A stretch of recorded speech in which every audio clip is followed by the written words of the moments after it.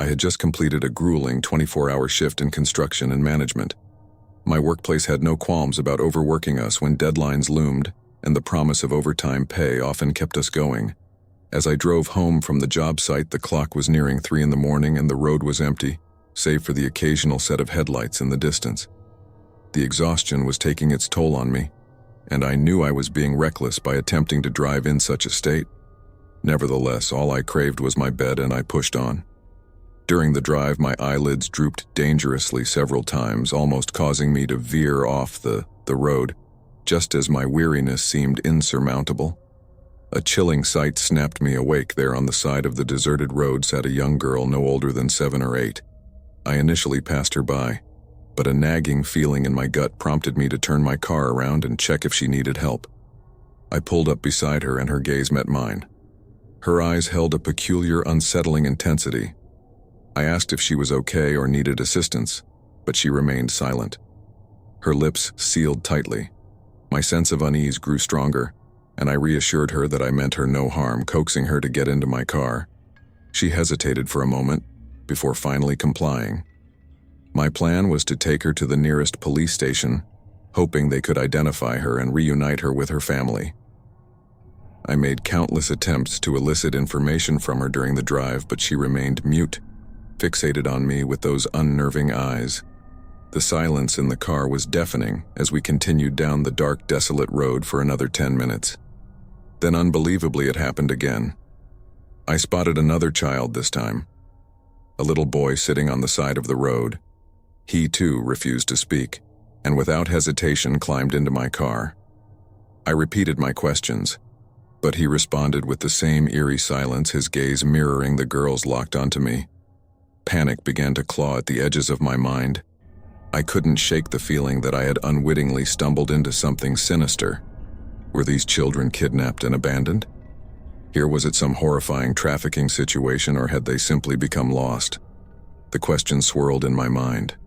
Unanswered, another 15 agonizing minutes passed, and my worst fears were realized when I saw a car seat on the side of the road. I pulled over, and with trepidation got out of my car. To my horror, a little baby was nestled inside, its age unclear but seemingly healthy. Its innocent eyes met mine, and I knew I couldn't leave it there. I placed the car seat in the back of my car and dialed the police immediately, relief washing over me as I got a signal. They instructed me to go to the nearby hospital, and they promised to meet me there. I arrived at the hospital shortly after the call and carried the car seat inside, beckoning the children to follow. The receptionist was the only person there, and I frantically explained the situation to my bewilderment. Her response was a puzzled and confused expression. I motioned for the children to stand beside her, imploring her to help, but she seemed oblivious to their presence. My frustration mounted as she repeatedly asked if I was okay, completely ignoring the children and the baby in the car seat. I couldn't fathom why she couldn't see them, or why she was so intent on my well-being when it was the children who needed assistance. As I was recounting the story to the receptionist, 2 police officers entered the hospital. I told them the same bewildering tale, but they too were unable to see the children standing right in front of them. I was utterly perplexed and growing desperate as they concluded that there were no children with me. Instead, they believed I was experiencing some form of mental episode. I protested, insisting that I had never had any mental health issues, but my pleas fell on deaf ears. I was admitted to the hospital under a 72-hour observation cycle due to my persistent hallucinations, as they deemed me a potential danger to myself and others. Their certainty was disconcerting, and I was convinced that they were the ones who were delusional. Over the next few days, I underwent numerous tests and evaluations to uncover the root of my bizarre experiences. Initially, they attributed it to severe sleep deprivation, a common cause of hallucinations. However, even after hours of sleep, the hallucinations persisted, raising suspicions of a deeper issue. I was scared and felt trapped in a nightmarish world, desperate for answers. I called my mother, who came to the hospital, and provided our family's medical history to the doctors. After the 72 hours elapsed, I decided to stay at the hospital, as I had no other explanation for what was happening to me in the following weeks. The children continued to follow me everywhere. They watched me sleep, providing a strange comfort, but also serving as a constant reminder that something was profoundly wrong with me. The hallucinations, however, were no longer my sole concern. I began to experience speech difficulties and struggled to think clearly further. Perplexing the doctors, this cognitive decline prompted further investigation, and during an MRI, one attentive doctor noticed a shadow. It turned out that I had a small but malignant frontal lobe tumor compressing the optic nerve. Regrettably, its proximity to the optic nerve ruled out surgical removal. Nevertheless, the doctors remained hopeful that chemotherapy and radiation could combat the cancer cells. Given that it had been detected at an early stage, I embarked on a course of chemotherapy and radiation, and as the weeks passed, the hallucination diminished in frequency. Part of me began to miss their presence, as they had become strangely familiar companions. Most importantly, they had led me to the hospital where my life-threatening condition was discovered early. I'm still undergoing treatment, and while my official prognosis remains uncertain, I choose to hold on to hope without the eerie encounter on that fateful night. I might have never sought medical attention, and my life could have taken a much darker turn. Hope is my constant companion now, a beacon guiding me through the uncertainty that lies ahead. Several months ago, I found myself in a deeply unsettling situation. It was a typical evening, and I was making my way home after a long day's work in the bus. Ling City, my house nestled in the suburbs, lay a considerable distance from the city, necessitating an hour-long drive every night after my 10 p.m. shift, the journey primarily through desolate roads. Once outside, the urban sprawl was usually uneventful. Albeit time-consuming, on this particular night I felt unusually weary, the kind of fatigue that doesn't stem from any specific cause but simply accumulates over a day. I was about half an hour from home, cruising along a solitary single-lane highway, when my attention was jolted awake by an unexpected obstruction in the road under the dim glow of the streetlights. I could vaguely discern something blocking my path. I cautiously eased onto the brakes, the fog momentarily obscuring my view as I inched closer. The fog lifted, revealing a massive tree sprawled across the entire road. Confusion set in. There had been no recent storms or strong winds, and the road had been clear when I left in the morning, leaving my car running. But in park, I stepped out to investigate. The surrounding area showed no signs of other fallen trees or damage approaching the tree. I realized it stretched from one forest edge to the other, leaving no room to pass. The oddity of the situation began to irk me, especially when I considered the nearest detour was a 15-minute drive back, adding an hour to my already long journey. Contemplating calling for help, I stood by the tree, lost in thought. That's when a light suddenly pierced through the branches from the other side. It wasn't an approaching vehicle. The car must have been there already, its lights only now flicking on as I tried to peer through the foliage. The sound of a car door opening and closing reached me, followed by footsteps. "Hello," I called out. Attempting to alleviate the tension, a mumble came in response, but it seemed unrelated to my greeting. I assumed the other person was equally frustrated with the roadblock. Then the branches began to move, rustling as a figure clambered over the tree. I instinctively retreated towards my car. The figure, a man with a short beard and buzz cut, dressed in a thick jacket, landed on my side of the road. His approach was silent, his face expressionless. I hurried into my car, my instincts screaming, "Danger." The man quickened his pace, reaching my window just as I closed the door. He stared blankly at me, knocking on the glass without a word. "What do you need?" I asked, my voice tinged with fear. He continued to knock, now more aggressively, his fists pounding against the window. In a panic, I threw the car into reverse. A dull thud, sounding as the door latch presumably tore from his grasp. That sound confirmed my worst fears. I spun the car around and sped off, too focused to even glance in the rearview mirror. Once I reached the bypass, I stopped to report the incident. Predictably, the man and his car were gone. When authorities arrived, I later learned that the tree had been deliberately cut down, an act that made the evening news due to its seemingly malicious intent. Whether the strange man was responsible remained a mystery. Since that night, I haven't experienced anything similar on that route, but every evening as I drive home, even on my most exhausted days, I find myself wide awake, alert, and watchful, haunted by the memory of that eerie encounter on the road. It was a dark, moonless night, and the clock on my dashboard read 3 a.m. I was exhausted driving home from a work meeting that had run late. This meeting was a once-a-year ordeal, and it had taken place a grueling 8 hours away from my workplace. The long, desolate road stretched out before me, winding through the countryside. Driving through this part of the state was always a dray experience, as outside the city. It was mostly farmland with miles and miles of plain fields of crops. At least on these barren roads I could space out, and only had to focus on keeping my car on a straight path as I continued on my journey. Seemingly endless fields of crops blurred by in the darkness. Then, out of nowhere, I saw a massive gap in the crops to the right of the road. It was as if a part of the field had been torn away, revealing a car wedged deep into the crops. It looked like the vehicle had careened off the road and became hopelessly entangled. This sight was unexpected, and I couldn't quite understand how driving into a field of crops could be all that harmful.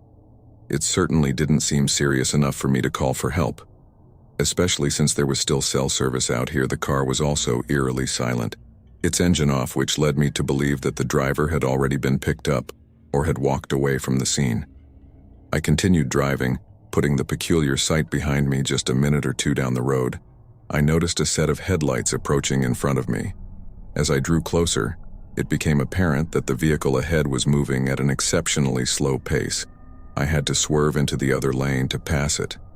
The speed limit on this highway was 80 miles per hour, but the car in front of me couldn't have been going more than 25 miles per hour. It was a dangerous pace for such a late hour. After I passed the sluggish vehicle, I expected it to speed up and disappear into the distance instead. To my astonishment, it merged into the oncoming traffic lane and pulled up alongside my car. I turned my gaze to the driver's side window and was met with a chilling sight.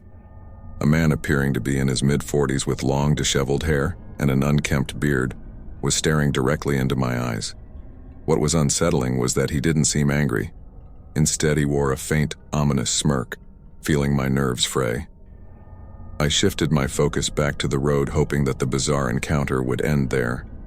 However, the car beside me abruptly sped up, swerving in front of me and slamming on its brakes. I had to react quickly to avoid a collision, and I too slammed on my brakes, skidding to a halt behind the strange car. It then maneuvered to block both lanes of the road, leaving me trapped. I sat there in shock, about 15 feet behind the mysterious car, unable to comprehend the severity of the situation. The man wasted no time jumping out of his car and sprinting directly toward me.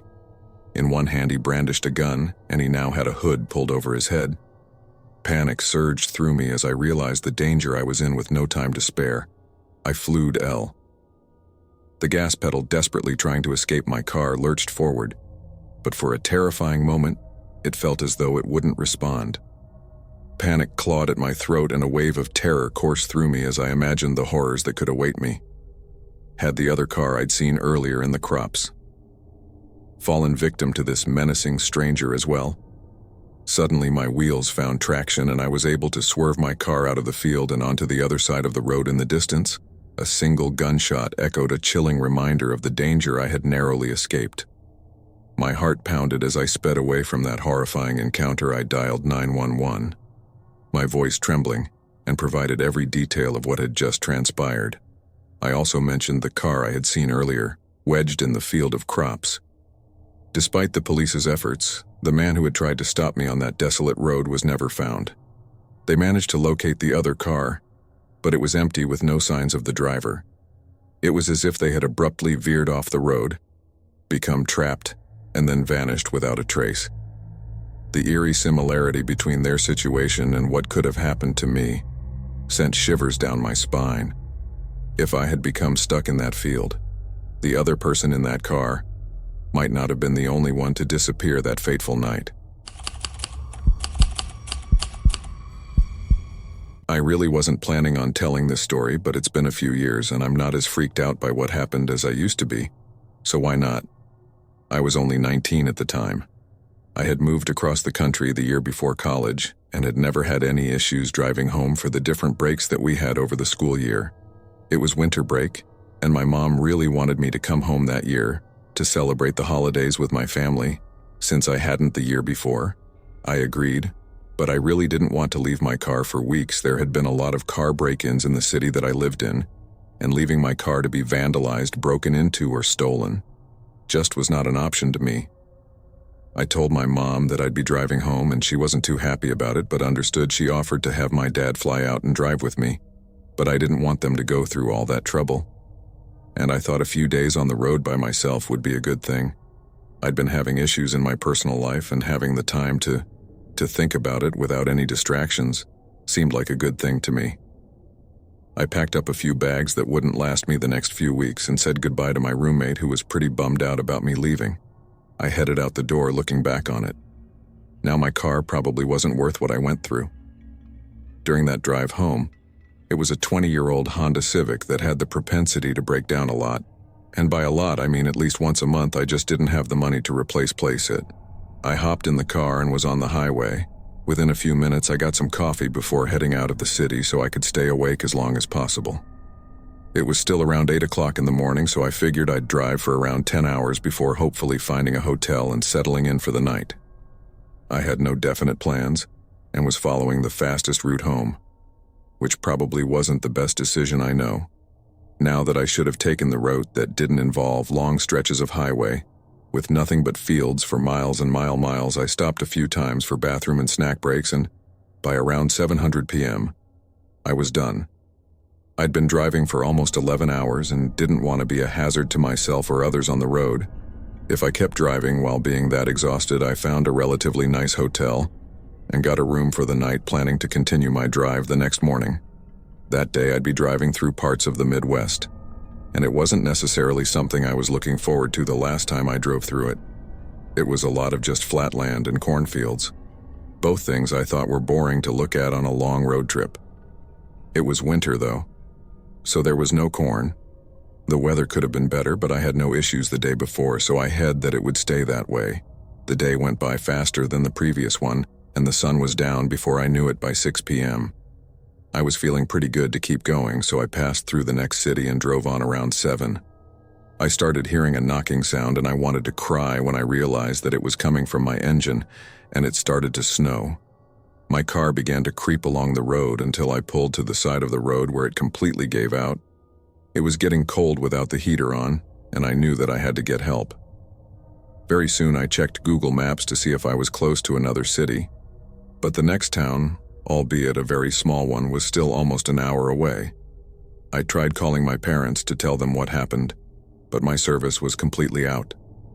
I decided to use the emergency calls only button on my phone to call for help. And thank God it worked. The only problem was the closest officer that could respond was at least an hour. She instructed me to lock the doors and try to hide myself inside the car enough to where it looked as though no one was inside. Apparently right where my car decided to die on me. Also happened to be a very sketchy section of the highway that wasn't very safe for stranded drivers, especially young women. I'm not going to lie, having the dispatcher tell me that made me feel physically ill. I felt like I was going to have a heart attack with how fast my heart was racing. I put up a sun shield in the windshield area and thankfully had 3 extra ones in the car from when I went car camping. I decided to put those along the sides and back windshield as well. Well, so no one could see inside from the outside. It would look almost black around 30 minutes into me waiting. I started getting the feeling like somebody was watching me. Now I tried convincing myself that it was just because of the situation that I was in, and that all the windows were covered anyway, so there was no way that that was possible. I wanted to shake it off, but the feeling just wouldn't go away. No matter how much I told myself that it was okay. There was something inside of me telling me the situation I was in was about to get very, very scary. I turned on the screen on my phone and faced it in the direction of the windows. Not knowing what I was about to see would traumatize me for years to come. At first, I felt some ease seeing only the reflection of the sun shield. I turned my phone towards the passenger side windows, and in the small crack that wasn't covered, to my horror, a strip of window was visible. On the other side of the window was the face of a man pressed against the glass with a smile staring directly at me. My first reaction was this blood-curdling scream. It was a sound that I didn't know that I even had the ability to make. It was like fear itself was manifesting in sound. It almost actually rang in my ears the second the scream left my mouth. I watched as the man lifted his face from the glass and heard him begin to laugh. The most awful guttural laugh I never heard immediately. I heard the car move as the man violently tried the door handle to get access into my car. I was screaming and crying as he hurled himself around the car, howling like it was some animal between his laughing. It felt like he was taunting me in a way. I called 911 again and was screaming that I needed help now. The woman who answered the second time wasn't as friendly as the first I'd spoken to only 30 minutes prior. She kept yelling at me to stop screaming. Otherwise, she wouldn't be able to help me. I was crying, trying my best to calm down as the man just outside my car was putting me through this. She hung up on me and I felt completely helpless.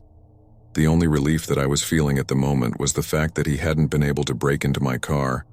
I called 911 again, hoping I'd get a dispatcher with more empathy. And thankfully that was the case. A man answered and immediately took my distress into account and helped me calm down enough to get the information he needed. The officer had been sent almost 45 minutes before, and now was only around 10 minutes away.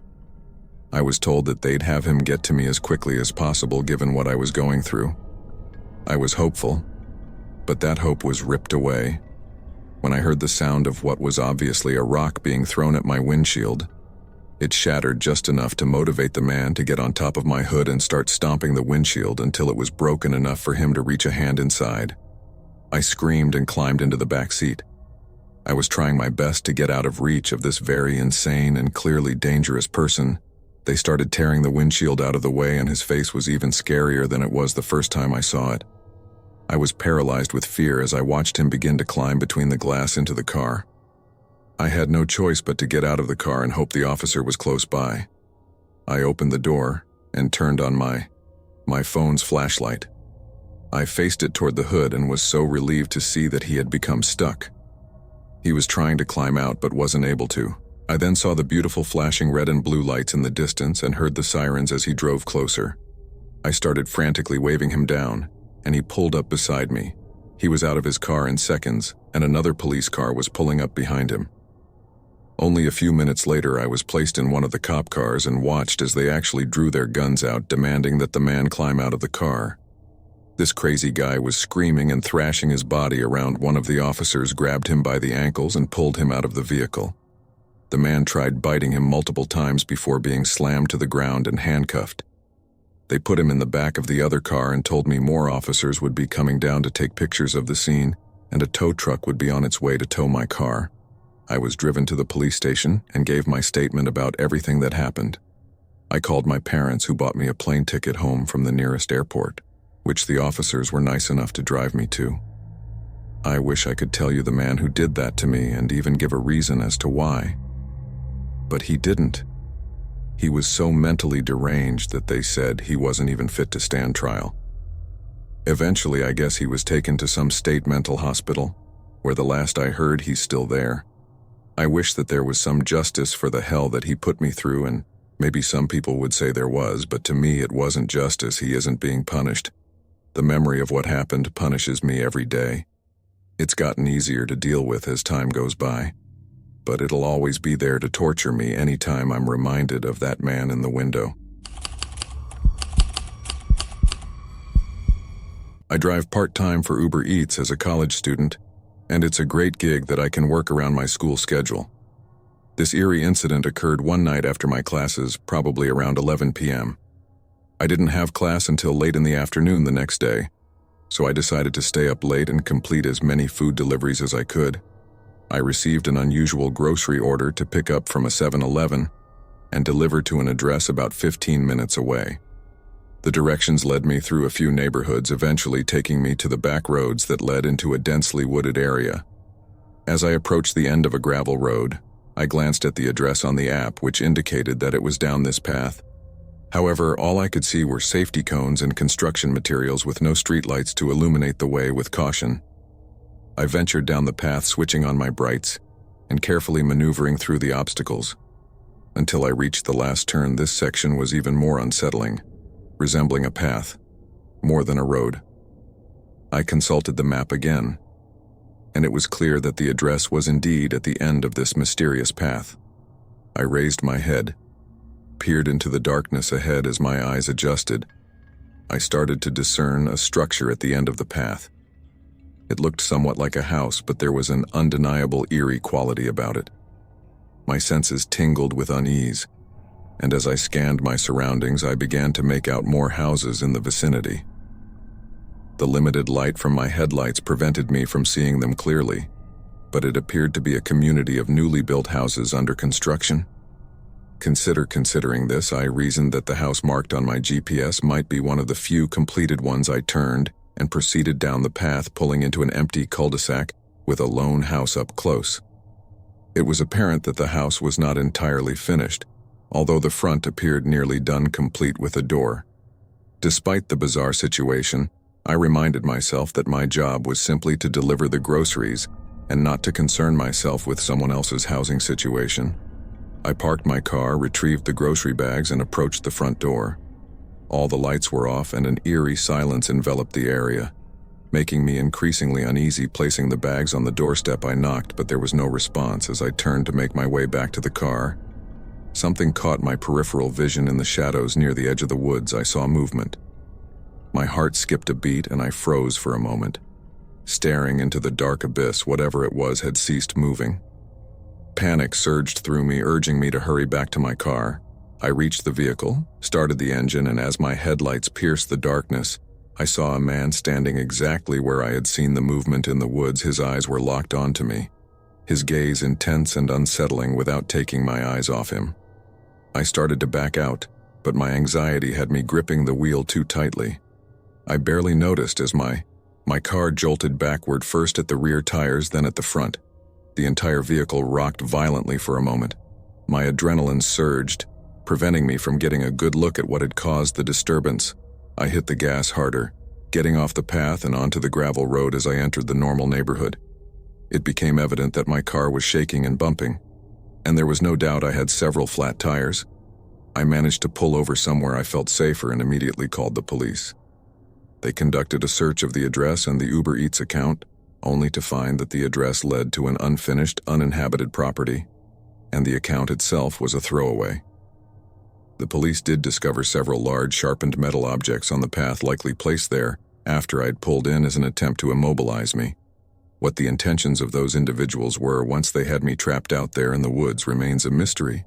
Perhaps they aimed to rob me or worse, but I was grateful I didn't have to find out. I was driving my truck back home from my girlfriend's apartment. It was a stormy night with heavy rain and darkness enveloping the town. Despite the adverse weather conditions, I wasn't too concerned. After all, my house was only a 10-minute drive away, and I had to work early the next day. All my work clothes were at my place, so I had no choice but to brave the storm. The power had gone out, leaving the streets in complete darkness. The only source of illumination was my truck's headlights, casting an eerie glow on the rain-slicked road ahead. The relentless downpour pounded on my windshield, and my wipers struggled to keep up, making it feel like I was driving blind. Yet I knew these streets like the back of my hand. Muscle memory guided my turns and calculated distances. As I navigated the familiar route, I turned onto the road that led to my house. But almost immediately, a sense of unease crept over me. Something wasn't right. It felt as though my truck was floating, and I sensed moisture creeping in around my feet inside the cab. The lights flickered ominously. I peered out, and through my headlights I could see the water outside, rising steadily. Panic began to set in as my truck was slowly consumed by the encroaching flood. The current tugged at my vehicle, dragging it further into the watery abyss. Frantically, I unbuckled my seatbelt and attempted to open the driver's side door, but it wouldn't yield. Water was now seeping in, rapidly reaching my knees. I remembered my father's advice about not panicking in life-threatening situations. Taking deep breaths, I reached for a waterproof flashlight in my glove box. With trembling hands, I turned it on, scanning the dark interior for something to break the window. Unfortunately, I had recently cleaned out the truck and left my tools behind. All I had was my sweater, the small flashlight, and a pocket knife. Desperation compelled me to dial 911. However, I was greeted with a recorded message informing me that all dispatchers were occupied with other calls due to the storm. The voice assured me that they would respond as soon as possible. The dispatcher's indifference only fueled my fear. Time was slipping away as the water continued to rise. The water level had now reached my belly button, and I was rapidly losing hope squatting on my seat. I struggled to keep my head above water. It was clear that most of the water was seeping in from the driver's side door. I grabbed my sweater and tried to use it as a makeshift barrier, but it proved futile. 7 agonizing minutes later, a dispatcher finally answered. I relayed my dire situation, but they offered little comfort. They explained that many others were also trapped in flooding situations, and it would take at least 30 minutes for help to arrive. I pleaded for them to stay on the line, but they cited the overwhelming demand for dispatchers during the storm and advised me to call back if the situation worsened. I hung up, realizing that I couldn't afford to wait another 7 minutes if things deteriorated further. Panic surged as the water reached my chest. My pleas to my parents went unanswered as I continued to record my voice messages. My shaky words filled with a mixture of desperation and resignation. Only 10 minutes after my call to 911, the water had climbed to my neck, and I was convinced that my time was running out with my cheek pressed against the roof. Tears streamed down my face. No one was coming to my rescue, and despair gripped me suddenly. The sound of an approaching engine broke through my despair. I hadn't expected anyone to notice my stranded truck in the darkness, but I screamed and flashed my light to draw their attention. Relief flooded over me as a boat pulled up alongside my truck. I directed my flashlight towards the person who jumped into the water next to my driver's side window. They had a window breaker and shattered it on their first attempt, grabbing hold of my shirt. They pulled me out through the window. I gasped for air as they hoisted me onto the boat, overwhelmed with gratitude. I thanked them profusely for saving my life. As I took deep, shuddering breaths, an emergency blanket was wrapped around me, providing a much-needed sense of warmth and security. We continued to rescue others trapped in their vehicles before finally reaching an area where police and firefighters were waiting. I was transported to a hospital. But fortunately, I didn't have any serious medical issues. I felt immensely thankful to be alive. It was a harrowing experience, and I had come dangerously close to becoming a tragic statistic. The incident left me deeply disillusioned with my city's emergency services on that fateful night. It was Good Samaritans, not law enforcement, who had come to my aid. I hoped that no one else would ever find themselves in the same dire situation. But if they did, I prayed that someone would rescue them in time. Just as I had been saved that night in the months that followed, I battled nightmares of drowning even now. I felt a shiver of fear whenever I had to drive in a storm or venture out on deep water.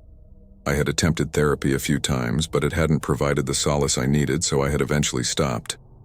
I longed for the day when I could finally move on from that traumatic night and banish its haunting memory from my life. I was grateful to be alive, but the scars ran deep, reminding me of the night I had come so close to losing everything. I was 29 years old when this harrowing incident unfolded. It was a chilly winter evening, and my husband and I had made plans to visit his parents' house outside the city, where we intended to stay for a few weeks. Given my husband's late work hours, we decided it would be better for me to set out with our 5-year-old daughter earlier in the day, while he would follow a couple of hours later as we hit the road at around 3:00 p.m. I couldn't help but feel a sense of confidence that we would reach our destination without any trouble. However, the winter nights came quickly, and by 4:30 p.m., it was already pitch black outside. We were still about an hour and a half away from my in-laws' house, and while I didn't have a particular sense of foreboding as a mother, I couldn't help but have concerns lurking in the back of my mind. We were driving down a desolate back road with no streetlights, and the feeling of utter isolation began to gnaw at me. Nevertheless, I tried to shake off my unease, reassuring myself that we'd soon arrive safely. After all, we had driven this route countless times. Without incident, around 30 minutes from our destination, I noticed flashing lights in the distance, 2 blinking yellow lights in the middle of the road, which I quickly identified as hazard lights on a car. A sense of dread washed over me as I realized that this car wasn't pulled over to the side but was blocking the road entirely. I brought the car to a stop about 80 to 100 feet away from the stranded vehicle, trying to decide what to do. One thing I was certain of was that I couldn't risk stopping to help these strangers alone in my late 20s with my young daughter. It would have been reckless to put ourselves in harm's way. I made up my mind to call for help, Once we were safely away, I assumed any woman in my situation would prioritize her and her child's safety. Above all else, sitting there, I must have spent what felt like an eternity, contemplating my next move with no cell service. I couldn't reach my husband or father-in-law. Ultimately, I decided to turn around and head back. But it wasn't that simple on a lane road. A 3-point turn would take too long. Just as I hesitated, my rearview mirror caught sight of shadows rapidly approaching in the moonlight. They were about 30 feet behind my car, and as they drew nearer, I realized they were people seemingly carrying something. I couldn't stay put any longer. My body reacted before my mind could catch up. I shifted the car into drive and floored the gas pedal. While it wasn't a high-performance vehicle, it responded enough to put distance between us and those approaching figures as I passed by. More people emerged from the roadside, hurling objects in a desperate attempt to stop me. I sideswiped one of them, and my windshield was struck and cracked by a projectile. I screamed from the impact, and my daughter in turn began to cry. I reassured her as best I could, but she was just 5 years old, and my words did little to console her. My sole focus remained on getting us away from those people before I knew it. We were pulling up to my in-laws' street, which had a guarded entrance. I pressed the button to be allowed in, and the security personnel immediately recognized our distress when they answered.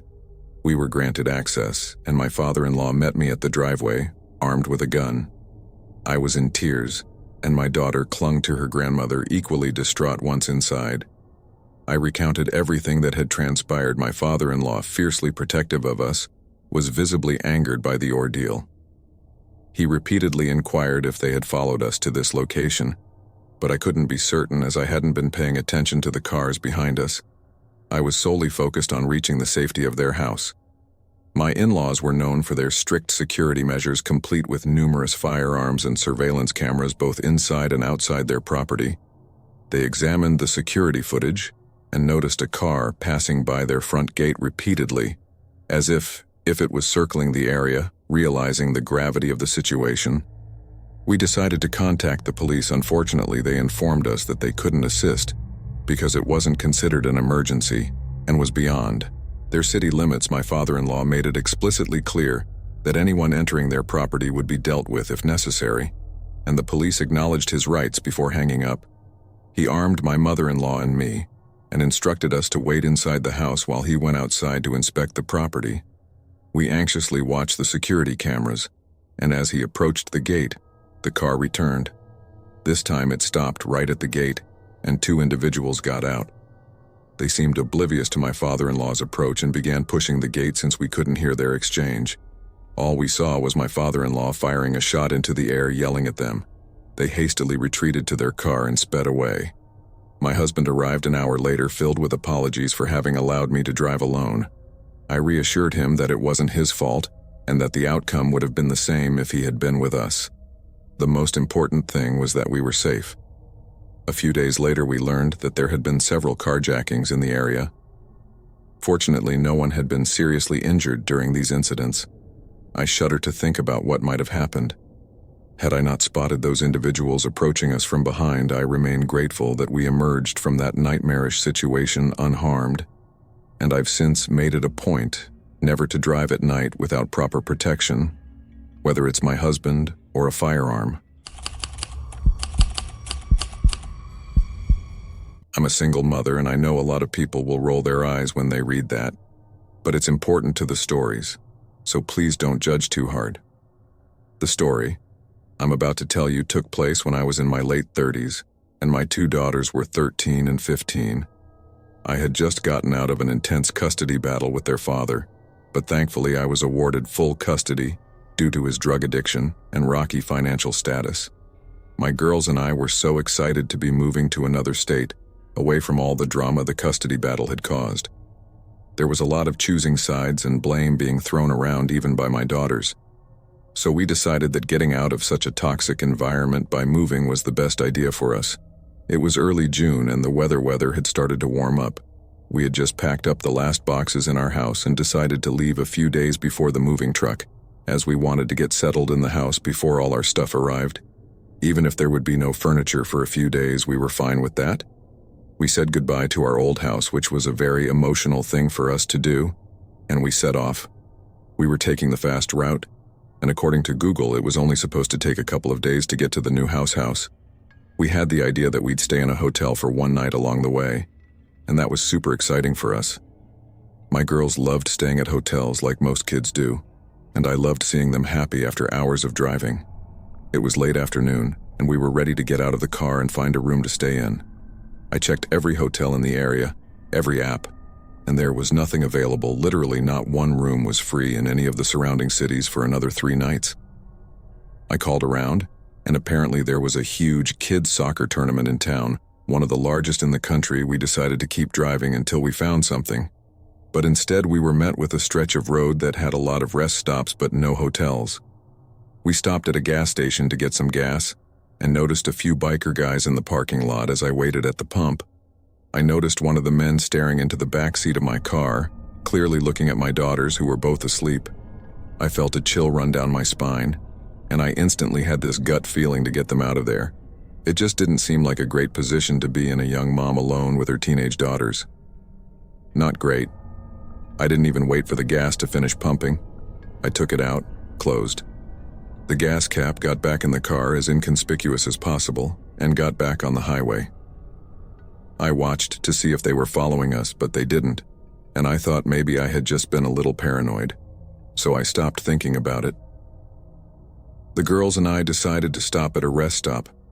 We felt like it was safe enough because of the time when we pulled in. There were plenty of other vehicles and people around. I had my daughters cover the back windows with the blankets that we had brought with us, and we all fell asleep at around 8 p.m. I had the intention of only sleeping for a few hours before heading off again, but I had failed to remember to set an alarm instead. I was woken up by the loud roar of a motorcycle pulling up beside the car. I don't know what it is about being a mom, but every sound I hear makes me wide awake in seconds when my daughters are around. I sat up and looked outside the window, and I was terrified to see the same men from the gas station only a few parking spots away, and they weren't alone. There were at least 25 to 30 of them now. I was fairly positive that they hadn't seen us, so I decided not to wake the girls. I didn't want to scare them. I started the car and turned on the headlights, but no matter how much I tried to pull out of there, unnoticed, it just wasn't going to happen. Something in the universe wanted those bikers to see my car and recognize it quickly. The second my headlight switched on, every head turned and looked directly at us. I was hoping the men from the gas station wouldn't realize that they had seen us earlier, but of course that wasn't the case. I heard one of them yell out to his buddies that they knew us and that there were a couple of hotties in the back seat. I was immediately terrified, but also rolling my eyes, because who even says that? Especially about 2 teenage girls who were obviously underage, but then again they didn't seem like the kind of people who would care about that sort of thing. I honestly thought that if I just drove away, it would be like the last time where they wouldn't follow, but now they were quick to follow right behind.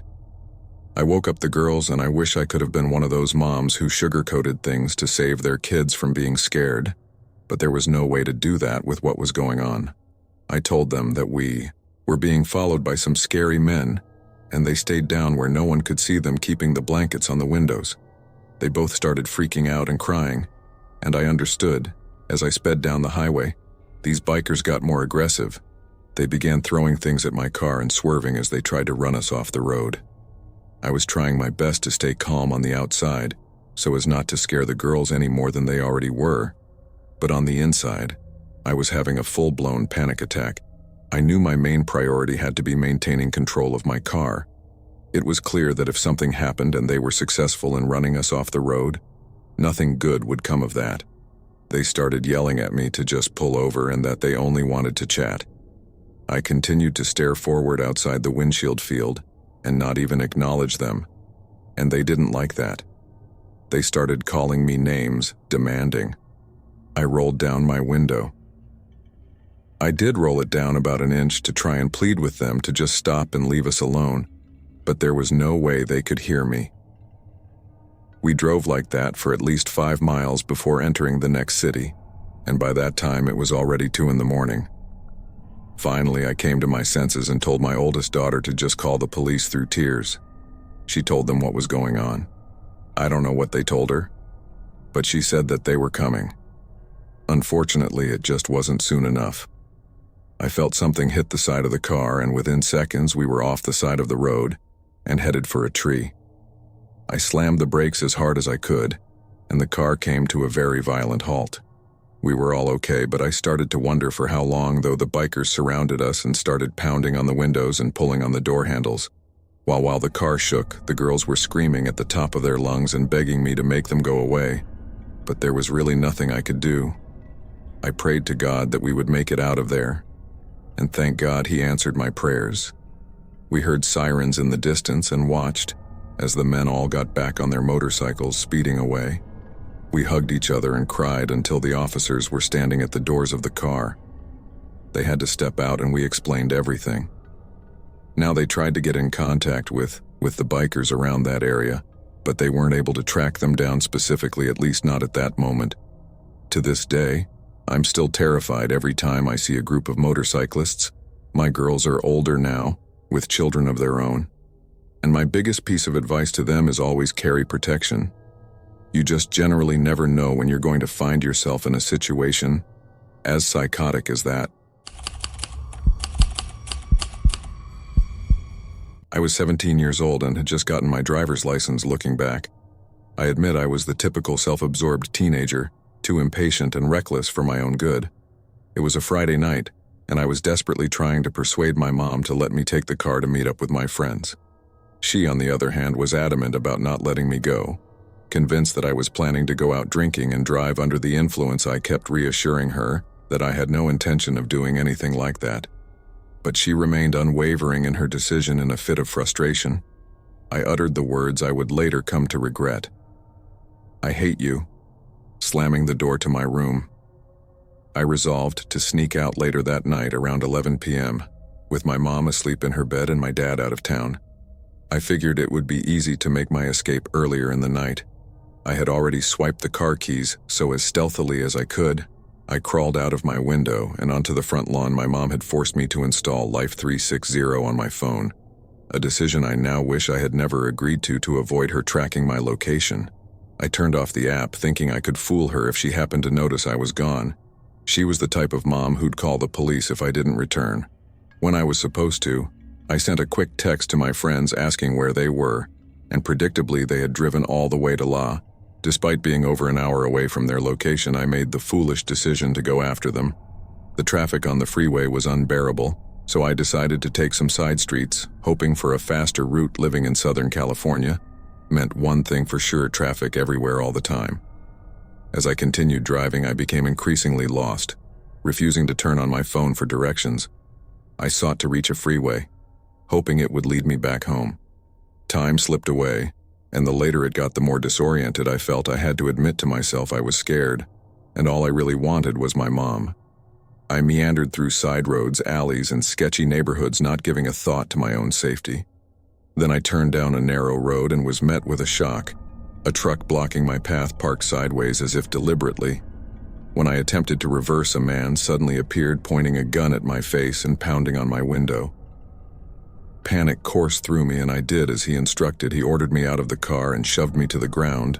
Another man rushed over and started kicking me relentlessly, each blow feeling like it might rupture my stomach. I begged them to stop screaming for help, but a few others just stood by watching. The assault lying there, utterly helpless. All I wished for was my dad to miraculously appear and save me. I knew it was impossible, but the thought of seeing my parents again was the only glimmer of hope I had.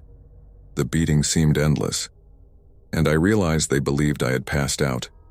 Though I hadn't, I lay motionless, my arms shielding my head and face. That was when one of them got the horrifying idea to stomp on my face as soon as my arms moved. His foot came crashing down on my jaw. In that moment, the adrenaline coursing through my body dulled the pain, but I'd come to understand later just how excruciating it truly was. Eventually, the beating ceased. I guess they thought I was unconscious, but I wasn't. I was simply incapable of moving any part of my body. Flashes of light pierced through my closed eyelids, and I realized they were taking pictures of me as if they were proud of their vicious act. They laughed as they searched my pockets, making off with my keys, wallet, and phone before driving away in my car. All I could think about was how much I wished I had listened to my mom and stayed home. I lay there, the pain slowly setting in my jaw throbbed the most. It felt broken with great effort. I managed to open my eyes in the dim light only to see red staining the asphalt around me. I tried to lift myself up, but the agony was too. Intense tears streamed down my face as the horrifying realization washed over me. There was a significant chance I might pass right there alone on a desolate street. The last thing I had said to my mom was that I hated her, but I didn't. I just wanted to see her more than anything, to have her by my side, getting me the help I so desperately needed, reassuring me that everything would be okay. I must have lost consciousness because the next thing I remember is paramedics waking me up asking for my name and what had happened. I was still sprawled out on the road as they prepared to load me onto a stretcher with an ambulance nearby, waiting to take me to the nearest hospital. I could barely speak, but I managed to utter my name before blacking out once again. It seemed like an eternity before I regained consciousness in the hospital. A week having passed since that fateful night, my jaw was wired shut, the result of the brutal stomp to my face. My mom was sitting beside my hospital bed, tears streaming down her face as I recounted the terrifying details of what I had endured. The police and doctors told me that it was likely part of some gang initiation, and that I was incredibly lucky to be alive as they described my injuries. It became painfully clear how close I had come to losing my life that night. Multiple broken ribs, internal bleeding from relentless kicks to my torso, a broken jaw, nose, and various other facial fractures. The list was harrowing, but the most horrifying revelation was that my Achilles tendons had been severed to this day. Nobody can explain why they did that, or why I hadn't felt it happen. I underwent surgery on both my ankles, and even now I face the prospect of more surgeries and extensive physical therapy before I could even think about walking normally again. I remained in the hospital for months before being allowed to return home. I couldn't help but feel foolish for my reckless decision. What had happened to me was the worst-case scenario of what could occur when a teenager takes their parents' car without permission. I'm not sharing this story to make you believe that disobedience leads to such horrors. It's far from common. Instead, I hope my experience serves as a reminder that sometimes our parents do know best. They possess life experience, wisdom, and unconditional love that we should never take for granted. I'll never forget that fateful night. My girlfriend Jessica and I were the adventurous type, always seeking to escape the confines of our home and immerse ourselves in the great outdoors. We had jobs that allowed us to set our own schedules, working for a larger company, but maintaining the freedom to choose when and where we worked. It was this freedom that led us to embark on a camping trip deep into the wilderness, away from the hustle and bustle of city life. As twilight cast long shadows over the rugged terrain, we decided to go camping for about a week. Our destination was a state park, known for its untouched beauty, and the fact that you could camp there for free, without the need for permits or approval. We eagerly packed our bags, eager for the adventure that lay ahead. We drove along a dirt road for what seemed like hours, completely engulfed in the darkness of the night. It was then that I made a terrible mistake. I didn't turn on my high beams. I couldn't fathom why I hadn't thought of it earlier, and this oversight would haunt me for the rest of my life. To make matters worse, I was driving too fast for the treacherous terrain, and the combination of factors would lead us down a harrowing path. Suddenly, Jessica let out a blood-curdling scream, and in the faint moonlight we both saw a massive fallen tree blocking our path. With little time to react, I slammed on the brakes, desperately hoping we could stop before colliding with the obstacle. But luck was not on our side that night. The sickening crash into the tree sent me into unconsciousness for a few seconds. When I came to, my head was throbbing, and the ringing in my ears was deafening. But my immediate concern was Jessica. In the dim light, I could see that her eyes were closed, and she was unresponsive. Panic set in my phone became my lifeline as I fumbled to turn on the flashlight, directing its beam toward her. What I saw was beyond anything I could have ever imagined. Blood stark against her white shirt stained her chest. It was then that I noticed the branch, about the circumference of a finger, protruding through her chest. A gruesome sight that defied comprehension. It was still attached to the tree, the cruel instrument of our tragedy, fearful of causing further harm. I refrained from touching her.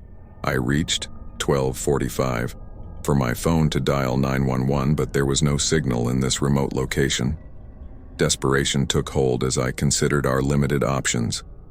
The truck wouldn't start, making escape impossible. My pocket held a small knife, and it became the only glimmer of hope in the darkness, climbing onto the hood of the truck. I attempted to cut the branch, but the small knife made little progress. Panic surged through me. Precious minutes passed, and Jessica remained unconscious. An agonizing hour ticked by, and I could do nothing but pray, a strange act for someone who had long abandoned faith. I clung to hope, praying for hours in what felt like an eternity. I dared to hope, because miraculously Jessica was not actively bleeding during that hour. The branch had missed her heart, offering a slim chance of survival. I checked her pulse. It was weak, but it persisted. All I could do was wait for help that seemed impossibly distant. Then, like an answer to my prayers or a stroke of luck, I saw headlights approaching from behind us. My heart raced as I leaped out of the truck, screaming and waving frantically. The driver pulled up behind us and rolled down his window, demanding to know what was wrong. I rushed to explain our dire situation, stammering through the details.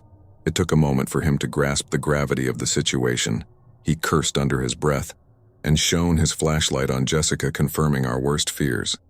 Without hesitation, the man retrieved a chainsaw from his truck, and I trembled at the thought of what lay ahead. He began sawing the branch about a foot in front of Jessica's chest, while I covered her with a blanket to protect her from the sawdust. The vibrations of the chainsaw, though unsettling, did not stir her. Finally, the branch was severed, and Jessica was free from her wooden prison. The man and I handled her with the utmost care, placing her gently in the back seat of his truck. I joined him in the passenger seat, and he sped down the treacherous mountain road, heading toward help. Jessica remained unconscious throughout the journey. We arrived at an EMT station, a place I had not known existed in this remote wilderness. The medical personnel were surprised by our unexpected arrival. They quickly transferred her to an ambulance, and I climbed in with her.